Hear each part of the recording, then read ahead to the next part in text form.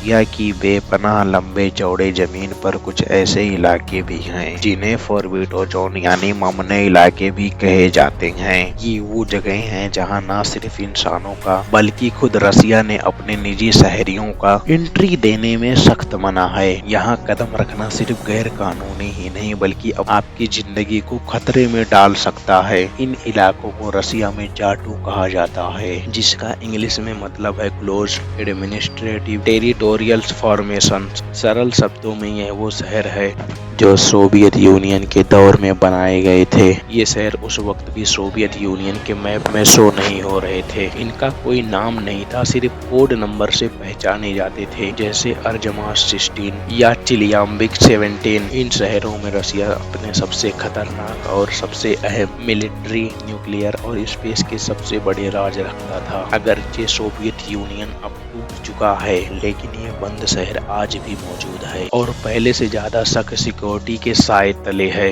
इन तमाम बंद शहरों में सबसे ज्यादा डेंजरस और खतरनाक नाम है मिजगोरी। एक ओरल के पहाड़ों में छुपा हुआ पूरा शहर है। यह शहर एक मैसिव पहाड़ माउंट यानम टॉप सैटेलाइट के इमेज से साफ पता चलता है कि इस पहाड़ के नीचे कई सालों से बल्कि कई दहाइयों से बहुत बड़े पैमाने पर खुदाई की जा रही है। अमेरिका समेत पूरी दुनिया के इंटेलिजेंस एजेंसीज का मानना है कि रसिया यहाँ जमीन के नीचे एक बहुत बड़ा बंकर कॉम्प्लेक्स या अंडरग्राउंड कमांड सेंटर बना रहा है। कुछ थ्योरीज कहती हैं कि ये एक डूमडे वॉल्स है जो न्यूक्लियर जंग के टाइम में रसियन हुकूमत और एलीट को सेफ रखेगा। जब भी रशियन प्रेसिडेंट से इस बारे में पूछा जाता है तो वह कहते हैं कि यह सिर्फ एक माइनिंग साइट है या फूड स्टोरेज फैसिलिटी, लेकिन इस जगह की इतनी जबरदस्त मिलिट्री सिक्योरिटी और इसे बंद शहर का नाम देना, यह सब इशारा करता है कि यहाँ बहुत कुछ अहम और हिडन चीजें हो रही है। उसके बाद नाम आता है ओसगियोस का,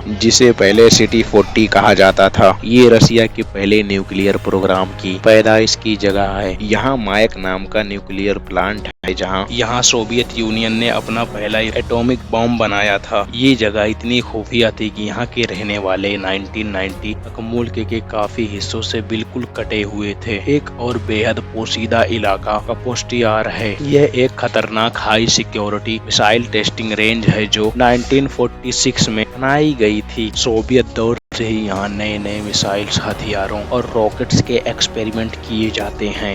1940 से ही इस इलाके से यूएफओ के देखे जाने की रिपोर्ट्स आती रही हैं। कई लोग मानते हैं कि अमेरिका के रोजवेल इंसिडेंट की तरह रसिया की भी अपना एक यूएफओ क्रैश हुआ था, जिसके बाद रसिया रिवर्स इंजीनियरिंग करके एलियन टेक्नोलॉजी पे काम कर रहा है। पर हकीकत क्या है ये तो शायद ही कभी पता चल सके, लेकिन कपुस्तिन यार आज भी दुनिया का सबसे पोशीदा मिलिट्री साइट्स में से एक है।